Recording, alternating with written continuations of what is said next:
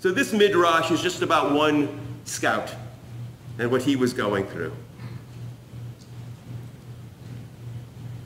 He was alone.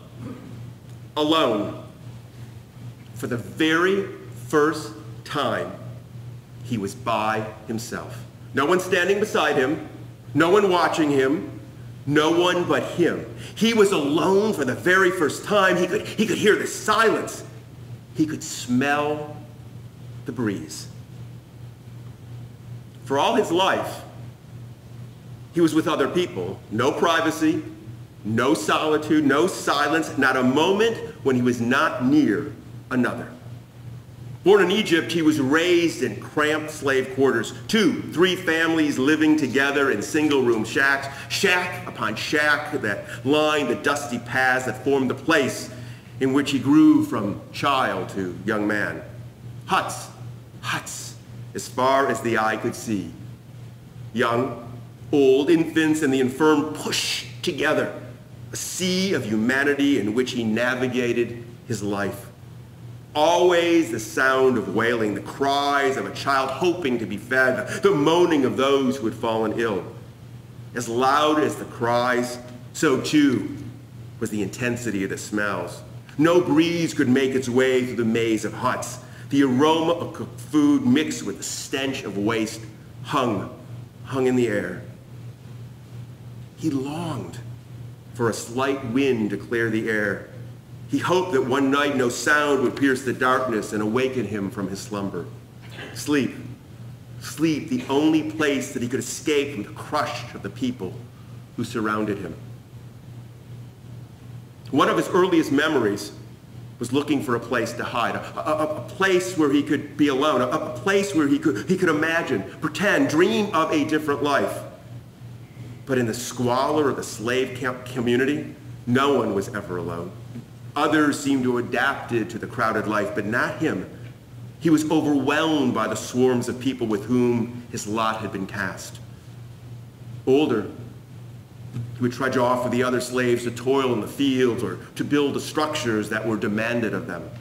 Always together, slave next to slave next to slave. If a taskmaster saw a slave alone, it was assumed the slave was attempting to escape. The punishment that would be inflicted would be too severe to imagine. Fear as much as force kept them together. The multitude worked as one, meeting the demands of the taskmasters who hovered over them, waiting to use the whip. There was no relief from the pain of slavery, no escaping the bleak existence that defined his days. When the Exodus came, he thought, now I'll be alone. Now I will find quiet and I will find solitude. But the marching of slaves to the desert brought no escape from being together. Though it was hard for him to imagine, wandering forced them closer to one another. The stench of the wandering slave overwhelmed his senses. Even sleep was no respite from the weight of those around him. His dreams were flooded with slaves pressed tight next to him, closer, suffocating him. And when he awoke, anxious from his dreams, he was surrounded by the bodies of more slaves than he could ever count. And during the day, when the desert sun beat down on them, in order to survive, they would huddle together to shield one another from the harshness of their journey.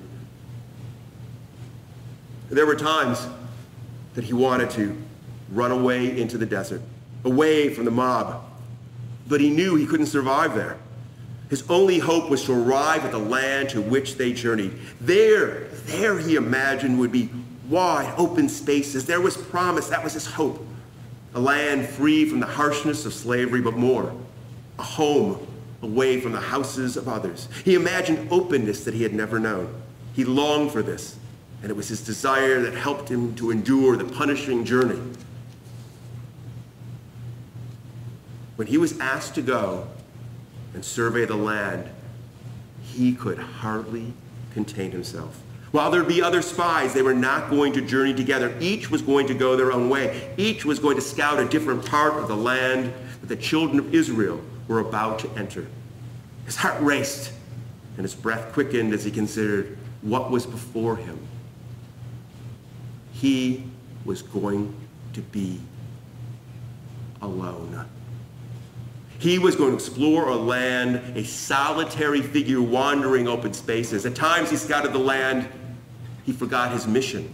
More intent on savoring the quiet than remembering aught he saw, he would look for places to rest, to pause, to lie down in the tall grass, to savor the solitude he now enjoyed.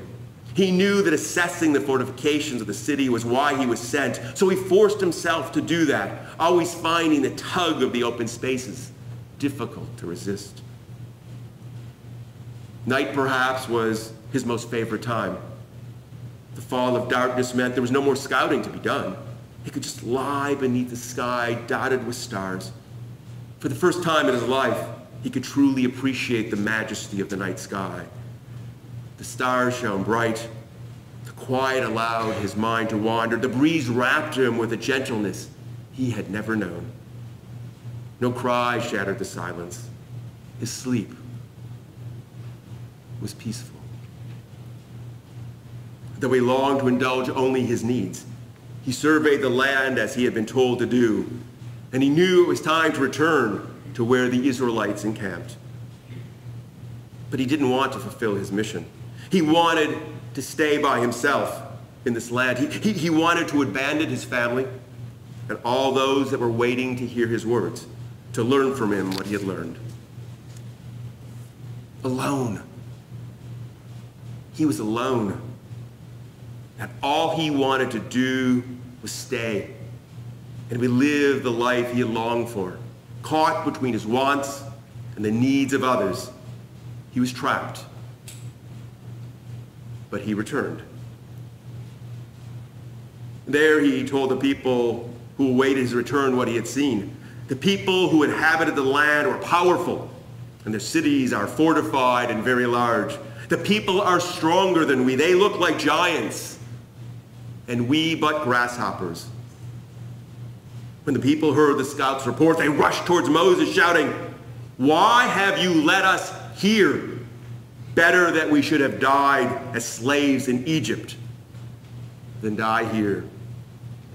As Moses argued with the people, the spy slipped out of the camp and returned from whence he came, back to the land of giants and fortified cities. And there he was alone once more.